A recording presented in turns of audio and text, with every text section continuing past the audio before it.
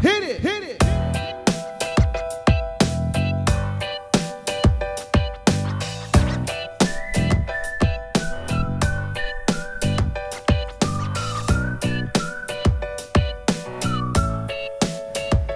Hi, welcome to the Marley Bird YouTube channel. This is going to be a quickie with Marley, okay?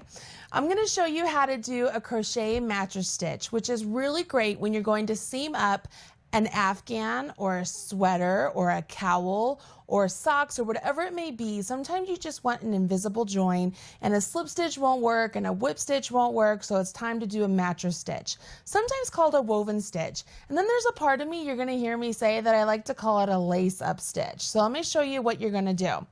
If we look down here, you can see I have two identical swatches, and I have marked my swatches to show me which is the right side. All right, so these markers represent the right side.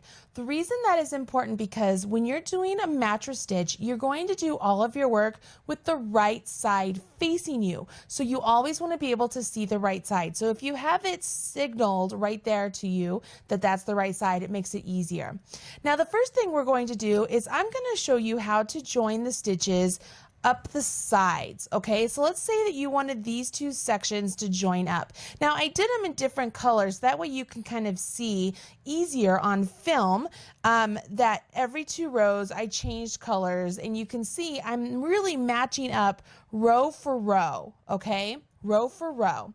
And I'm going to go ahead and I'm using a really bright colored yarn. It's the one that is this teal colored right here. And I have cut off a length of yarn that I think is long enough to get through the entire row. That is really important because you don't want to get down half of your seam and run out of yarn. You really want to keep the same amount of yarn the whole way, okay? So I've went ahead and I've threaded my yarn onto a steel tapestry needle, which I think is very important that you use steel tapestry needles or a blunt tip steel needle, yarn needle. The reason I like it is because it really glides well into the yarn. And to thread these, they have a really nice big eye opening. So if you take your yarn and you just wrap it right around the blunt tip needle and you pinch it nice and snug, pull the needle out, and now you have this eye of the needle and just jimmy it right on there, and there you go. Bob's your uncle, right? Okay, so what I'm going to do is I'm going to start down here at the bottom, and I'm going to begin on the wrong side coming up, and I'm going to pull this up. And we're going to begin with a figure 8. The reason I begin with the figure 8 is because I'm securing this yarn to these pieces, to these swatches. The yarn is not already attached. If you have left a long tail on something and you can use that as your beginning or as your seaming tail, then you can absolutely skip this part. This is not one that you need to do, okay?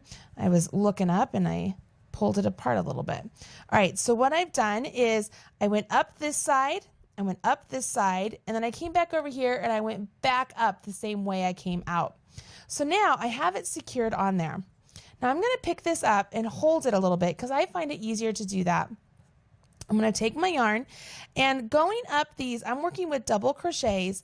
I am going to go and I'm splitting through the double crochet, not the yarn, but the stitch. So it's like I'm working my needle up the post of the stitch, and I'm going to thread that through, pull it through completely, and I'm going to come over here to the corresponding side and I'm going to thread it up that double crochet stitch as well.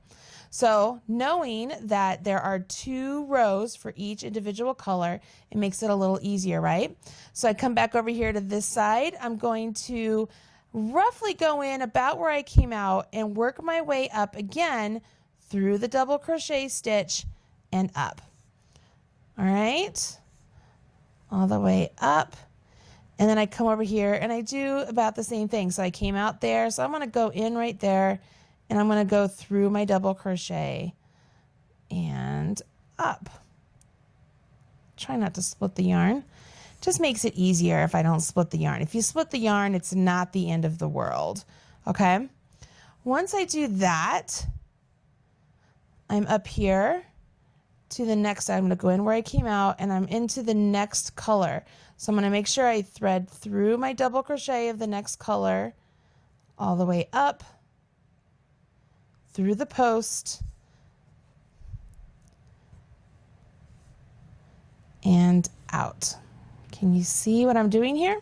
So I'm going to do the same thing over here. So I'm going in where I came out. I'm threading through the post of my double. It's kind of hard to see, I know. Just do it yourself and it'll be easier, but I'm trying to use my words wisely to be able to show you what I'm doing. And I'm coming out where I came, or I'm going in where I came out, and I'm going up this side of the double crochet. You see here?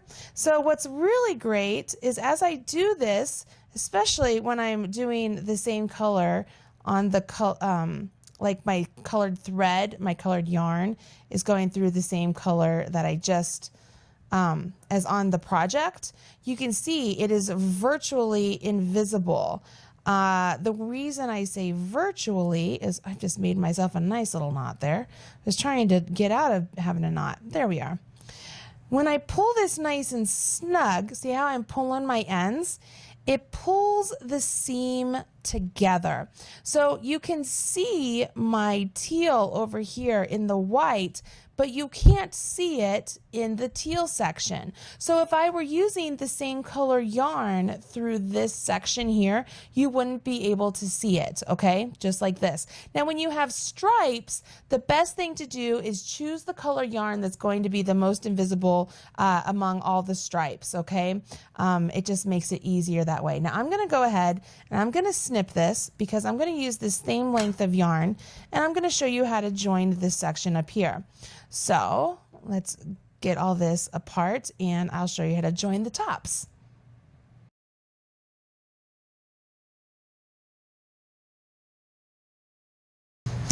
All right, so I showed you how to seam the sides. Now let's learn how to do the top. When I take my little pieces here, I'm going to turn them and so that the top portions are facing each other. Now the top portions are the ones that have the V's. Can you see the V's there? The V's are really recognizable, and there's two ways I'm going to show you how to seam this up today. Once again, I have my length of yarn on my tapestry needle, and I'm going to begin with my figure 8. So I'm starting here on this side. I'm going to go up, and I don't know why I start on the right. I just always do. And then I'm going to come up the corresponding spot on this side.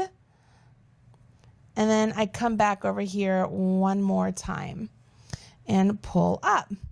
So once I've done that, I have my figure 8 and it's joined. Now, here is the first way I'm going to show you how to join this. This is how I was taught how to do a mattress stitch for crochet. I'm holding my two pieces together and I have my yarn in my needle in my right hand, and my left hand is just kind of holding the spots open. And with these V's up here, what I'm going to do is I'm going to take my needle and I'm going to thread it from front to back to front around the post, almost like a post stitch. And I'm going to pull this up, okay? And then I come over here and I do the same thing over here. I go in, around, and up. And I'm threading it around the post, but I'm not grabbing like the butt of the stitch. Let me show you what I mean. So if you look down here, I'm coming in here and I'm coming out up here. Now here's the butt of the stitch right there. Can you see it? Like my needle is on it right there.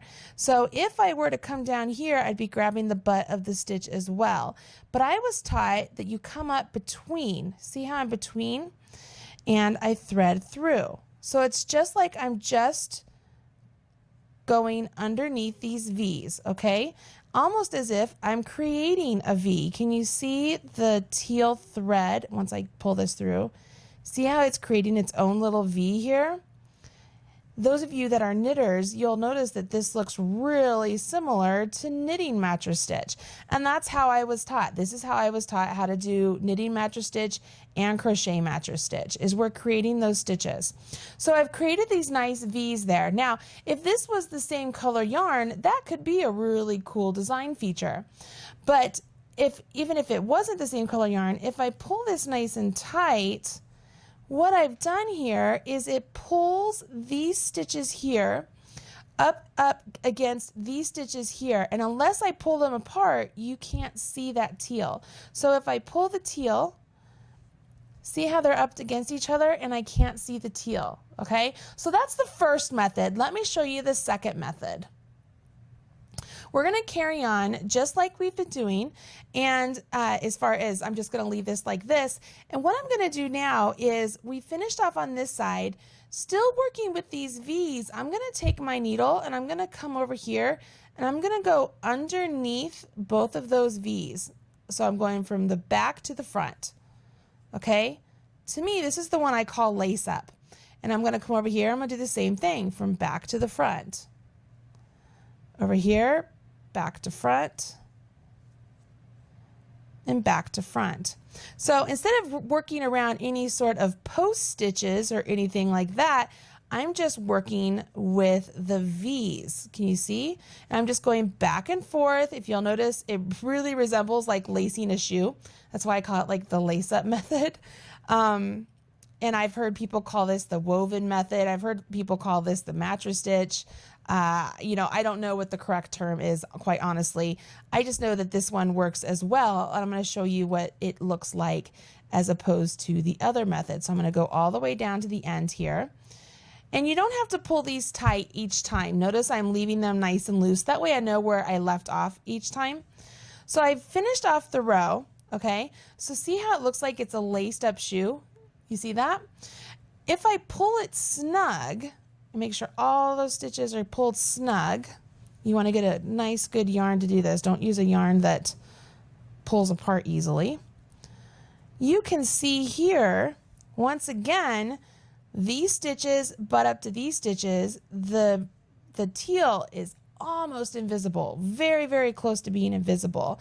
And if I pull it apart, there isn't anything more showing than what is already showing. Where down here, I pull it apart, that's when it shows.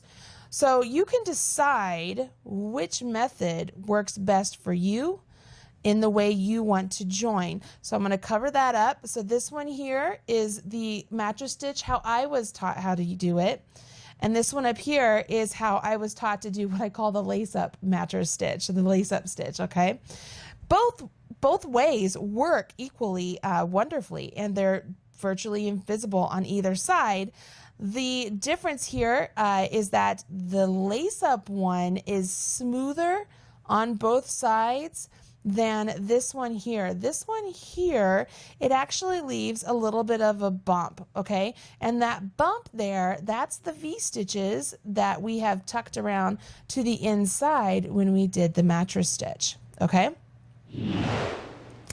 All right, so now you have learned 3 different ways to do mattress stitch, 2 different ways when you're matching up the tops of the pattern, the V's together, and then one way as you're seaming up the sides. You decide which method is best for you for your project. You can use this for any project. I would love to know what you use this for, so please go ahead and share with me in the comments what you're using this for, and I would love to have you over at the Facebook page and join in the community over there. I do a lot of giveaways and there's a lot of conversation happening over there, so I would love to have you join us. And that's just at facebook.com/Marley Bird. I hope you guys enjoyed today's video, and as my kids say, please smash that like button, and I will catch you guys again soon. Bye-bye.